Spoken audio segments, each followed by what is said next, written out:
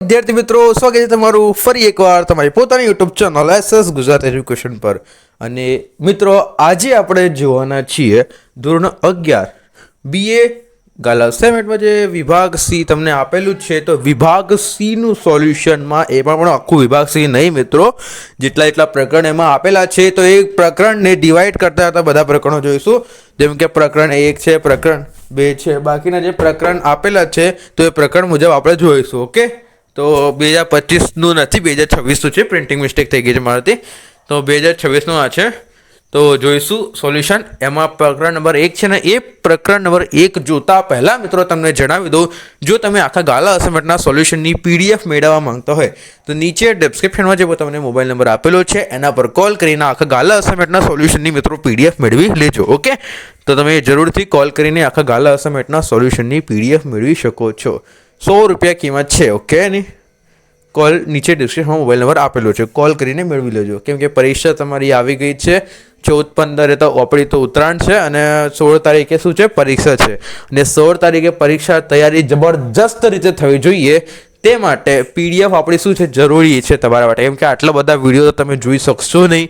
આટલા બધા વિડીયો તાકાત હોય તો જોઈ શકો છો, બાકી તો આટલા બધા વિડીયો રહેશે ઓલા દિવસે તમારી પાસે તો વાંચવા માટે બહુ તકલીફ પડશે. તો એના કરતાં સારું 100 રૂપિયા પેમેન્ટ કરીને પીડીએફ મેળવી લેવી, જે તમારી માટે સિમ્પલ અને સારું રહેશે. ઓકે, તો આપણે શરૂ કરીએ આજનું સોલ્યુશન. પ્રકરણ નંબર 1, બિન આર્થિક પ્રવૃત્તિના 4 ઉદાહરણો આપો. કઈ પ્રવૃત્તિ? બિન આર્થિક પ્રવૃત્તિ. જેમાં મિત્રો બિન આર્થિક પ્રવૃત્તિ એટલે હું જ તમને કહી દઉં બિન આર્થિક પ્રવૃત્તિ એટલે શું થાય. તો બિન આર્થિક પ્રવૃત્તિ એટલે આર્થિક પ્રવૃત્તિ એટલે શું કે તમે પૈસા આપીને જો વ્યવહાર કરો તો એ આર્થિક પ્રવૃત્તિ કહેવાય. બિન આર્થિક પ્રવૃત્તિમાં પૈસાની જરૂર છે, નાણાંનો કોઈ એમાં સમાવેશ થતો જ નથી. એને શું કઈ પ્રવૃત્તિ કહેવાય મિત્રો? બિન આર્થિક પ્રવૃત્તિ કહેવાય. તો જોઈએ આ શું કહેવાય કે 4 ઉદાહરણો આપવાના કીધા છે. 4 ઉદાહરણો આપણે આપેલા છે. ઓકે, સમાજ સેવક દ્વારા કરવામાં આવતી સમાજ સેવાની પ્રવૃત્તિ કઈ છે? બિન આર્થિક પ્રવૃત્તિ. કોઈ સમાજ સેવક છે, તમારા અહીંયાનો જો કોઈ સમાજ સેવક હશે, એના દ્વારા જો કોઈ પ્રવૃત્તિ કરવામાં આવતી હોય ને તો એ સમાજ સેવા પ્રવૃત્તિ છે. પણ તમારા અહીંયાના સમાજ સેવક પૈસા લેતો હશે, એને મળતા હશે પૈસા, લેતો નહીં હોય, મળતા હશે. કેમ કે મફતમાં તો કોઈ કરતું જ નથી. માતા દ્વારા પોતાના બાળકને ઉછેરવાની પ્રવૃત્તિ. તમારી માતા છે, એ તમારો ઉછેર કરે છે, તમને નાનાથી મોટા કરે છે, તો એ તમારી પાસેથી પૈસા માંગે છે? ના, માંગતા નથી, આપણે આપીએ છીએ. બસ એ પ્રવૃત્તિને બિન આર્થિક પ્રવૃત્તિ કહે છે. એવું ના લખી દેતા પરીક્ષામાં માંગતી નથી પણ આપણે આપીએ છીએ, બસ આટલું લખવાનું. માતા પોતાના બાળકને ઉછેર કરવાની પ્રવૃત્તિ એ બિન આર્થિક પ્રવૃત્તિ. ત્યારબાદ કોમી એકતા માટે પ્રચાર કરતા કાર્યકરની પ્રવૃત્તિ. કોમી એકતા એટલે બધાને ભેગા કરવા માટે પ્રચાર જે કરે છે, તો એક પ્રચાર કરવા માટે પ્રવૃત્તિ કઈ છે? એ બિન આર્થિક પ્રવૃત્તિ છે. ઓકે ઓકે ત્યારબાદ ભૂકંપ નેચરલ ભૂકંપ નેચરલ હશે, સુનામી વગેરે કુદરતી હોનારત સમયે અગ્રસ્તોને રાહત છાટવણીઓમાં સેવા આપતા કાર્યકરો. જે તમે જોયું હશે સુનામી આવી હશે, ત્યાં લોકો ભેગા થાય છે ઓરેન્જ કલરના કપડાવાળા. તો એ કપડાં જે સુરક્ષિત કર્મીઓ ભેગા થાય છે, તે લોકો પૈસા એ માંગતા નથી, એ સેવા કરવા માટે ઊભા થાય છે. એમને પૈસા આપવામાં આવતા સરકાર તરફથી, આઈ ડોન્ટ નો, બટ એ સેવા કરવા માટે જ એ લોકો આવેલા હોય છે. બાકી બધા લોકોની શું કરવા માટે? સેવા કરવા માટે આવેલા હોય છે. આ પ્રવૃત્તિ વગેરે બિન આર્થિક પ્રવૃત્તિના શું છે મિત્રો? ઉદાહરણો આ બધા છે બિન આર્થિક પ્રવૃત્તિમાં. ઓકે, ત્યારબાદ છે બીજા નંબરનો પ્રશ્ન. આર્થિક પ્રવૃત્તિના શું પ્રકાર કેટલા છે અને કયા કયા છે? આર્થિક પ્રવૃત્તિના શું પ્રકાર કેટલા છે અને કયા કયા છે? તો જોઈ લઈએ. એને પહેલા પાણી પી લઉં.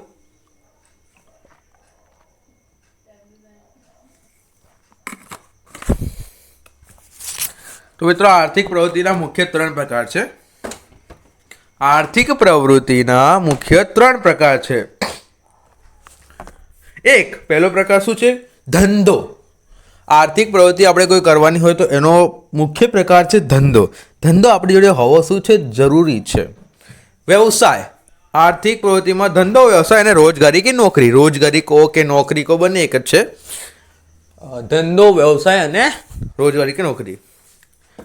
ભાઈ આ તો સિમ્પલી પ્રશ્ન પતી ગયો, આનો કંઈ સમજાવવાની જરૂરત નથી, આ તો બધાને ખબર જ છે. બીજા નંબરનો, ત્રીજા નંબરનો પ્રશ્ન તરફ આપણે આગળ વધીએ તો ત્રીજા નંબરનો પ્રશ્ન શું કહે છે? ધંધાકીય જોખમો ના ગમે તે 4 કારણ દર્શાવો. આપણે કોઈ ધંધો ખોલીએ છીએ અને ધંધાથી જો આપણને જોખમો થાય છે તો એ જોખમોના ગમે તે 4 કારણો આપણે લખવાના છે. કયા કયા 4 કારણો છે જોઈએ તો કે ધંધાકીય જોખમોના 4 કારણો આ મુજબ છે. તો એવું લખ્યા પછી તમારું એવું લખવું જરૂરી છે, કેમ કે એનાથી શું વાક્ય આપણું લેન્ધી બને છે. અમે તમને આ પ્રશ્ન છે એ 2 માર્કમાં પૂછ્યું છે, તમે આ તો 2 લીટી લખવાની છે, ખાલી આ 2 લીટી 2 માર્કમાં. પહેલું, ટેકનોલોજીમાં ફેરફાર. આ મારા જેવું તમે ભેગું ના લખતા, એક લાઈનમાં ટેકનોલોજીમાં ફેરફાર, બીજી લાઈનમાં બીજો નંબર આપીને વૈકલ્પિક પેદાશોનો ભય, એવી રીતે લખજો એટલે થોડુંક મોટું દેખાય ને, એટલે 2 માર્ક મળતા ફાવે તમને. પહેલું શું છે? ટેકનોલોજીનો ફેરફાર. આ તમને ખબર જ છે આપણામાં કેટલી બધી ટેકનોલોજીનો ફેરફાર આવતા રહે છે. કમ્પ્યુટર બદલાતા હોય છે, એપલના ફોન બદલાતા હોય છે. પછી વૈકલ્પિક પેદાશોનો શું? ભય. વૈકલ્પિક પેદાશો એટલે ઘડિયાળના બદલે આ ઘડિયાળ લેશો તો એનો વૈકલ્પિક પેદાશ થઈ ગયો. તો આ એક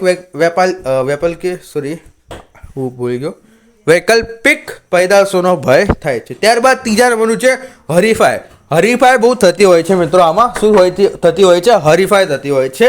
જેમ કે એક વેપારની દુકાન છે, ત્યાં ઘણી બધી વેપારની દુકાનો હોય છે, એમને હરીફાઈ કહે છે. એ લોકોની વચ્ચે શું લાગે છે? હરીફાઈ લાગે છે. ત્યારબાદ ચોથું છે માંગની અનિશ્ચિતતા. માંગની અનિશ્ચિતતા, એ પણ શું? એ ધંધાકીય જોખમના કારણમાં એનો સમાવેશ થાય છે. માંગની જોખમતા એનો સમાવેશ થાય છે. ઓકે, તો 2 મિનિટ સુધી મિત્રો બ્રેક લઈએ. હિતેશભાઈ આપણી વચ્ચે છે અને શું કહેવા માંગે છે જોઈએ. આપણી સાથે આજે હિતેશભાઈ આવી ગયા છે, તો એ આપણને તમને અને મને કંઈ જાણકારી આપવા માંગે છે. તો એ આપણને કંઈ કહેવા માંગે છે. તો એરટેલ વાઈફાઈમાંથી છે, તો એમની વાતો આપણે સાંભળીએ શું કહે છે. હિતેશભાઈ. નમસ્કાર મિત્રો, મારું નામ હિતેશ સોનાર છે અને હું એરટેલ વાઈફાઈથી છું.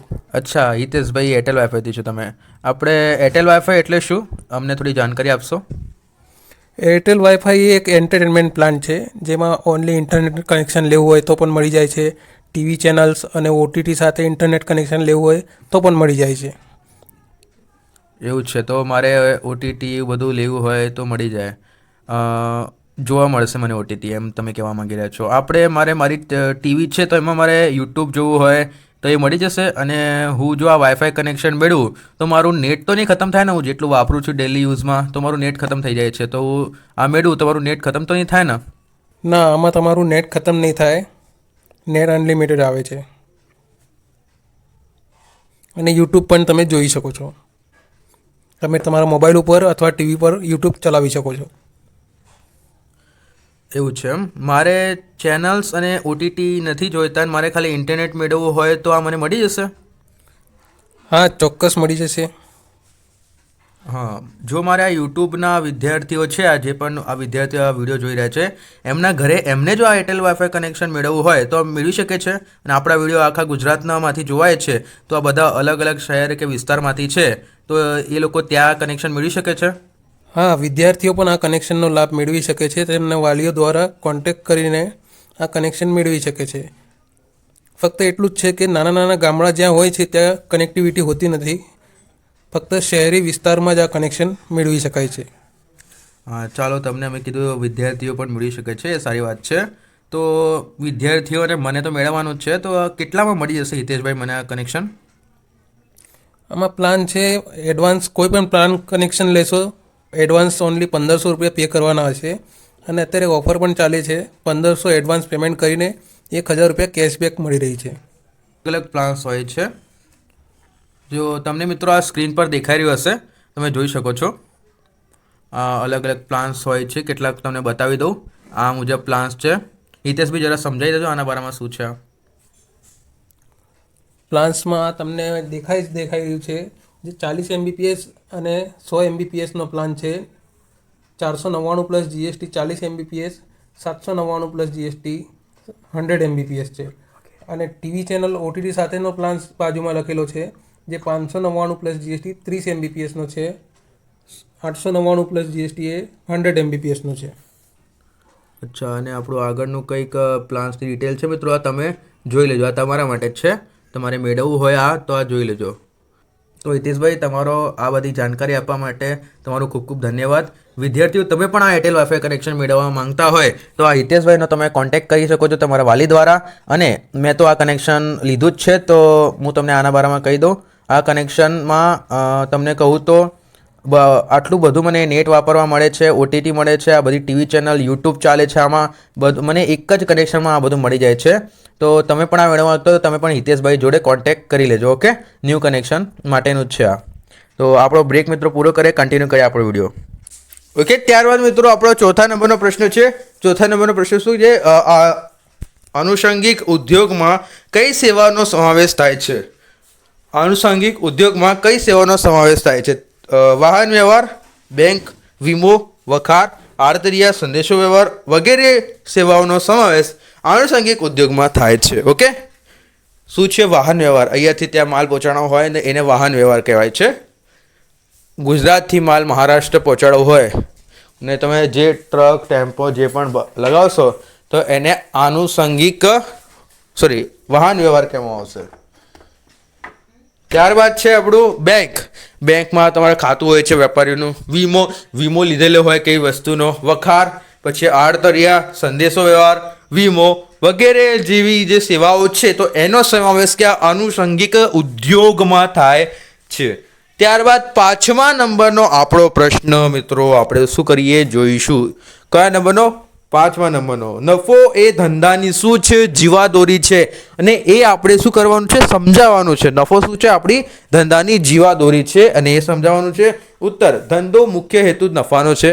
ધંધાનો મુખ્ય હેતુ શું છે? નફાનો છે. ધંધો એ આર્થિક પ્રવૃત્તિ છે. ધંધો એ આર્થિક પ્રવૃત્તિ. ધંધાનો મુખ્ય હેતુ શું છે? નફાનો. તમે કોઈ પાણીપુરી લારી પણ ખોલો છો તો તમે કોઈ લોકોને સારી પાણીપુરી ખવડાવવા માટે એ પાણીપુરીનો ધંધો ખોલતા નથી. તમે પૈસા કમાવા માટે પાણીપુરીનો ધંધો ખોલ્યો છે. ઓકે, તો બસ ધંધાનો મુખ્ય હેતુ શું હોય છે? નફાનો હોય છે. ત્યારબાદ ધંધો એ આર્થિક પ્રવૃત્તિ છે. આર્થિક પ્રવૃત્તિ છે કે નહીં? તમે પાણીપુરી વેચશો તો મફતમાં તો એને ખવડાવશો નહીં, બદલામાં શું લેશો? પૈસા લેશો. તો ભાઈ આ કઈ પ્રવૃત્તિ થઈ ગઈ? આર્થિક પ્રવૃત્તિ થઈ ગઈ. ઓકે, ત્યારબાદ આથી ધંધામાં રોકાયેલી મૂડી પર વ્યાજબી વળતર મળી રહેવું જોઈએ. આપણે ધંધામાં મૂડી રોકી છે, આપણે પૈસા લગાવ્યા છે લારી પર, એના પર વ્યાજબી પૈસા આપણને મળી જવા જોઈએ. આથી આ વળતર એ જ નફો છે.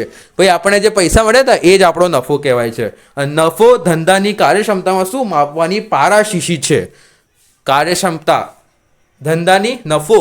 હા, આપણને જેટલા વધારે પૈસા મળશે ને તો ધંધાની પારાશીશી એટલે આપણો ધંધો કેવો ચાલી રહ્યો છે, સારો છે કે નહીં, બસ એ માપવાની શું હોય છે? પારાશીશી હોય છે. ત્યારબાદ ઉત્પાદકો અને વેપારીઓ નફાના ઉદ્દેશથી જ વિવિધ ધંધાકીય પ્રવૃત્તિ કરે છે. ઉત્પાદકો અને વેપારીઓ શું? નફાના હેતુથી જ આ કાર્ય કરે છે. કયા હેતુથી? નફાના હેતુથી જ આ લોકો આ કાર્ય કરે છે. ત્યારબાદ નફો હોય તો જ ધંધો ચાલુ રહી શકે. જો તમને તમે ધંધો ખોલો છો, તમને એમનાથી નફો જ ના મળતો હોય તો તમે ધંધો ચાલુ રાખશો જ કેમ? તો એ ધંધો તમે બંધ કરી દેશો. તો સિમ્પલી વાક્ય છે, નફો હોય તો ધંધો હોય, ધંધો ચાલુ હોય, નહીં તો ક્લોઝડ.